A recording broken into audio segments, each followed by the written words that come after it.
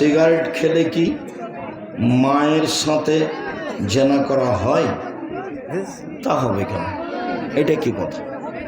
তুমি কি ভুল বুঝলে নাকি? আমার একটা বক্তব্য ছিল যে আমার উম্মত ইহুদি খ্রিস্টানদের সাথে মিশে যাবে। মিশতে মিশতে বলেছে ডান হাতের বিঘত যেমন বাম হাতের সমান। ওদের সাথে চাল চলনে, কথাবার্তাতে, মাথার চুল কাটাতে, ওদের চুল কাটা এরকম ওপরে আছে, নিচের দিক চাচা আছে, এটা ওদের। আমি লন্ডনে গিয়ে দেখছি এরকম অনেক ঘটনা আছে।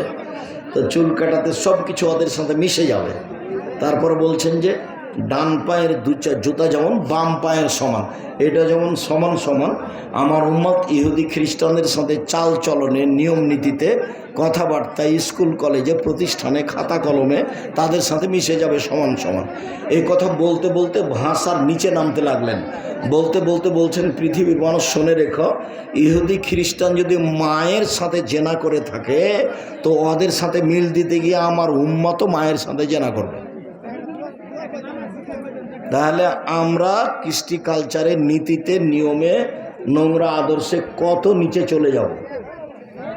ওদেরটাই পছন্দ লাগবে, যার জন্য তো আমাদের মেয়েরা দিন দিন নগ্ন হয়ে গেল। ছেলেদের চেয়ে মেয়েদের লজ্জা অনেক কম। ছেলেরাকে দেখবে সবসময় প্যান্ট পরে আছে, হাতওয়ালা জামা আছে, গায়ে টাই, গলায় টাই আছে, আর ওর সাথে ওর বউটা দেখবে যে ল্যাংটা হয়ে আছে, স্বাভাবিকভাবে ঢং করছে আর হাঁটছে।